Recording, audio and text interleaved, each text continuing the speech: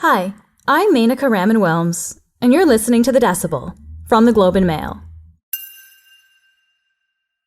It's been more than 75 years since the end of the Holocaust, but anti-Semitism is on the rise in Canada, particularly in Western provinces. Over the past 5 years, both online and face-to-face hate crimes directed towards the Jewish community have increased.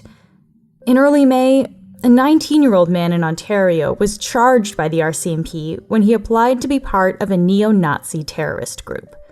The man has a history of hate crime charges, with several dating back to early 2021.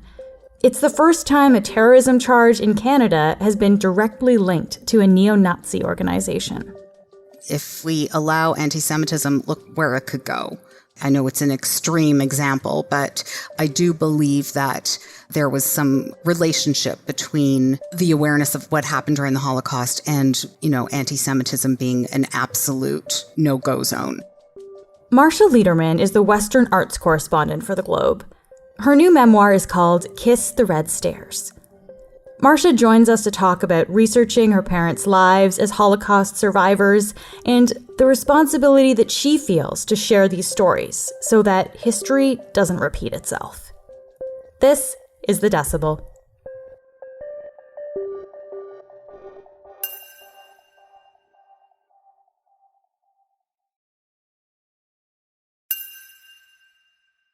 Good morning. Hi, Marsha. Nice to see you again. Good to see you too. It's been a little while, I guess a couple months maybe. I'm really glad to have you here, and I am excited to talk about your book, because usually we're talking about other people's books, so now we actually get to talk about your work. Your memoir, of course, is called Kiss the Red Stairs, and I want to just start by asking you, Marsha, what is the story behind that title? What a terrible first answer I'm about to give you. I don't want to say, because I feel like it's for people who will read this book, I feel like it's kind of a special reveal, and I don't want to give that away. So how do I answer that now? I can tell you that it has something to do with my past and something I learned about as I was researching this book, and something I hope to accomplish. So that's a very cryptic answer, and I apologize. No, it is intriguing. I think it's an interesting way to start. Yeah. Can you tell me about your parents when you were growing up? I mean, what was it that made you kind of want to delve into their history? Well, their history is fascinating. Both of my parents survived the Holocaust. I kind of knew bits and pieces growing up. I understood that my father worked on a farm. I knew my mother had had her head shaved at a place called Auschwitz. I knew some of this stuff, but I didn't know how it all connected. I didn't know the A to B to C to D story. And unfortunately, I never really got that story fully from my parents while they were alive, while I was able to ask them. I did get some answers, but not all of them. You should ask your parents the questions, ask your grandparents the questions, aunts and uncles, whoever you have in your life that can tell you. Like, obviously, thank goodness, not all of our parents and grandparents survived this horrible kind of existence, but they all have amazing stories to tell us, and we should get them while we can. This book is about very, very personal stories. I guess I wondered, were you nervous about putting those out into the world at all? Oh my God, not past tense. I'm still extremely nervous. It's like I'm terrified. As journalists, we're trained, especially back in the day when I started, that we are never the story. We're never part of the story. And I think that when I was writing it, I sort of didn't think about that. I think that I never really pictured someone picking up a book and reading these words, because everything in there is so personal. And I hope that maybe reading about my experience can help somebody else feel less alone, less, oh my gosh, it's not just me. And also maybe highlight the fact that there's resilience as well that we have inherited. If we've inherited trauma, we've inherited resilience. And we will get into both intergenerational trauma and the resilience that you mentioned there too. But I guess I just want to take a moment, though, and really think about the world that we're in now, the world that this book is going into. I think about this because just last month we learned that the Canadian government has plans to make Holocaust denial a criminal offense in Canada. And this is something that some other countries have done, Germany, France, Belgium, to name a few. But this would be new in Canada. And I guess, what do you think that says now that we need a law like that in Canada at this point in time? It's pretty crazy, huh? It's, when I think back to, I don't know, I guess like the 1990s maybe, anti-Semitism became something that was absolutely socially unacceptable. There was a time when it was socially acceptable, I'm sorry to say, in some circles. But I feel like awareness of the Holocaust put an end to that. Like, if we allow anti-Semitism, look where it could go. I know it's an extreme example, but I do believe that there was some relationship between the awareness of what happened during the Holocaust and, anti-Semitism being an absolute no-go zone. Things have changed, and I see anti-Semitism often and all around me, sometimes directed at me. My kid is in high school and there's some kid in his math classes drawing swastikas on erasers. And there have been days when they've had to close the washrooms because people are putting swastika images on these washrooms. And maybe these kids don't understand. And I'm assuming that they don't, which is also a problem. You talk about education in your book, too, about how you were taught about the Holocaust. And so I guess I wonder how education shapes your understanding of it and more broadly, society's understanding of what happened. So my education was extremely personal. It was in my house. I learned some horrific details as a very young child from my mother. I always knew my parents had been through something terrible. There were all these sort of hints and not exactly whisperings, but it was around in my house. It was everywhere. I was raised in this environment. But my actual education came from media, from seeing a film, a Holocaust documentary that was probably Night and Fog, when I was 7 years old at Hebrew school, which was a shock and horrific for me. The scene that I recall is all of these naked corpses being pushed into a pit by a bulldozer. And I remember looking at that screen and thinking one of those bodies could be my grandmother. God. Because it was very personal for me. That was not a good way to introduce 7-year-olds to the concept of the Holocaust. I think there's a big gap between being shown these videos at a very young age to becoming aware of these atrocities that happened really not that long ago in history. I think it's very important that this be taught so kids aren't drawing swastikas in high school washrooms because they'll understand what those swastikas mean. So education is really key then, I guess, from that perspective, would you say? Education is so important. And for many years, and still, Holocaust survivors themselves have gone into schools here in Canada and talked to students about their experiences. And nothing could be more powerful than that, of course, hearing the story from an actual survivor. But, they're aging. They are eventually, that generation is going to be gone. And I feel like as the child of 2 Holocaust survivors, I have a responsibility to continue that education, to help in any way I can. And that is another major reason why I continued with writing this book, which was a difficult project, but I think an important one. And I hope that people learn something from it. You use the word responsibility there. And is that how you think of it then? I mean, with a lot of survivors now, I mean, it's, so many decades ago now, so we don't have many survivors anymore. Do you feel that responsibility to share this knowledge? 100%. I absolutely feel responsible. I feel like it is my duty. I feel like I now have a responsibility to give back to the world, not just to tell the story of the Holocaust so people know this happened. Yes, that's important. But also so people can see what can happen, so people can step up and say, no, we will not allow this, whatever this is, genocide in China or Ukraine. And also so people will understand.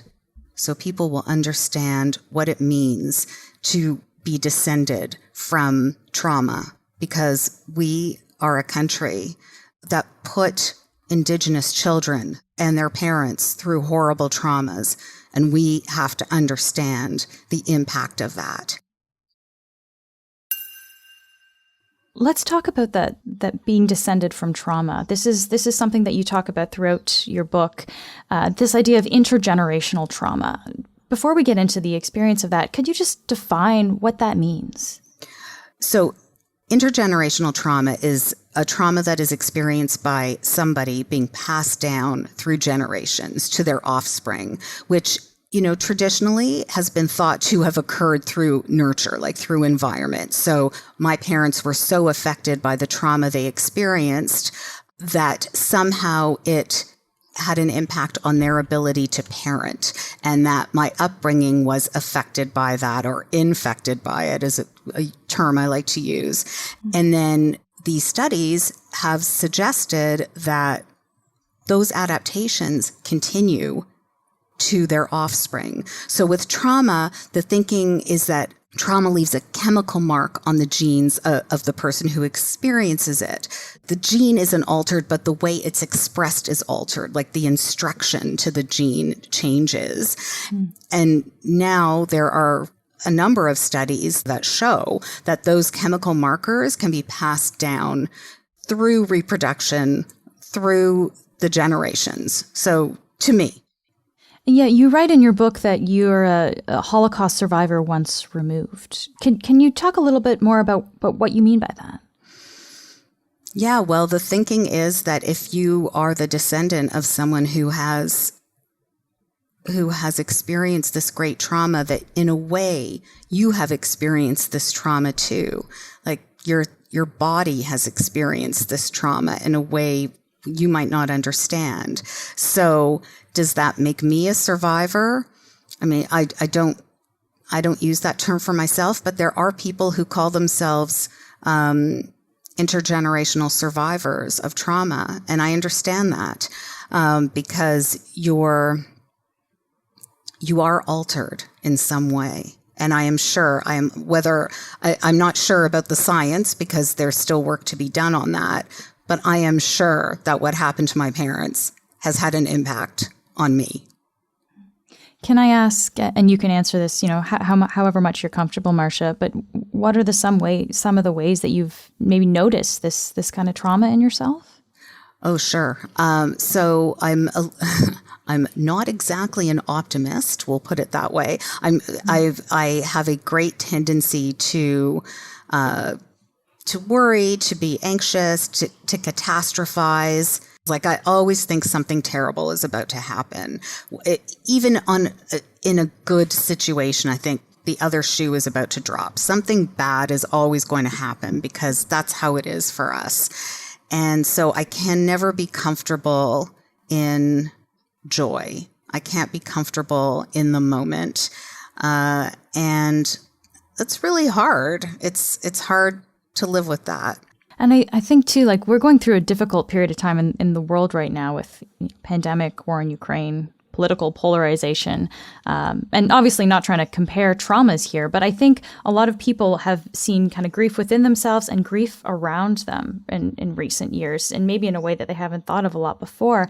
I guess I wonder if you thought about the way that if people are more open to kind of understanding this idea now of not necessarily worried about things that affect them, but seeing how things that affect other people also directly affect them. Is that something you've thought about or seen? Oh, yeah. I'm watching the pictures from Ukraine, and it's very triggering for me. Not to say that my experience is, anywhere near comparable to people who have relatives, family, friends there, or, even worse, are experiencing it. But I look at those pictures and right away I am transported back to my own family's experience, my own family dragging a suitcase or whatever they could carry on their back as they were expelled from their homes, not sure if they were ever going to see them again. You write a lot about both your parents in your book, Marsha, and there's one segment in particular that I want to ask you about. You talk about watching a documentary about the Holocaust, Shoah, and it's like 9 hours long, and watching it in one weekend during the pandemic. And as you were watching this, something happened with the lamp in the room that you were sitting in beside the photo of your parents. Can you tell me that story? Yeah, so Shoah is the most harrowing thing I have ever seen. And I decided that I should watch it as I was writing this book. And I sat down on a weekend to do that. And as I started watching it, I realized that somehow I just thought it was stories of Holocaust survivors. I didn't realize what the actual theme was. And what he was investigating was the actual death process. How did the Nazis do this? And I'm watching this and I'm thinking, I don't even know if I can take this. And all of a sudden, this lamp that I have that wasn't working, that hadn't worked for a long time, that a friend of mine actually had bought me at a time when I was feeling really alone, and she bought it for me as a Hanukkah gift. It's the Festival of Lights. All of a sudden, it lit up, like out of nowhere, while I was watching this. And then I looked at it and I thought, what? What just happened? And then, it turned off and I thought, okay, maybe that was some weird fluke. Maybe I even imagined it. But it happened again and again and again as I was watching that horrific documentary.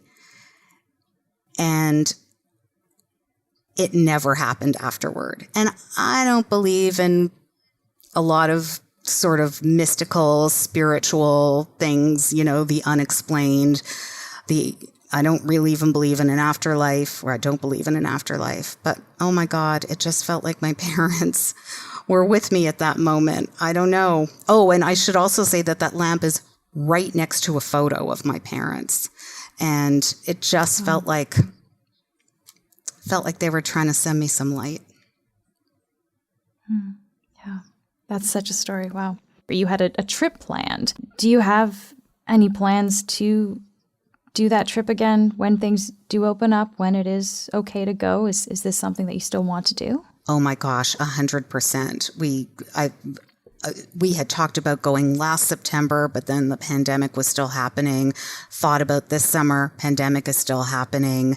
I am desperate, might be too strong a word, but incredibly enthusiastic about taking this trip. It is very important to me to go and see where my father spent those years pretending to be another person, a Catholic Polish guy working on a farm. I want to see that farm. I want to see the church, the Catholic church where he prayed every Sunday. I want to meet the family, the descendants of this farmer who saved my father's life. Marsha, thank you so much for speaking with us and for writing this book. Thank you. Thanks so much for having me on to talk about it. That's it for today. I'm Menaka Raman-Wilms. Our intern is Emily McPhail. Our producers are Madeline White, Cheryl Sutherland, and Rachel Levy-McLaughlin. David Crosby edits the show. Kasia Mihailovich is our senior producer, and Angela Pacenza is our executive editor. Thanks so much for listening, and I'll talk to you tomorrow.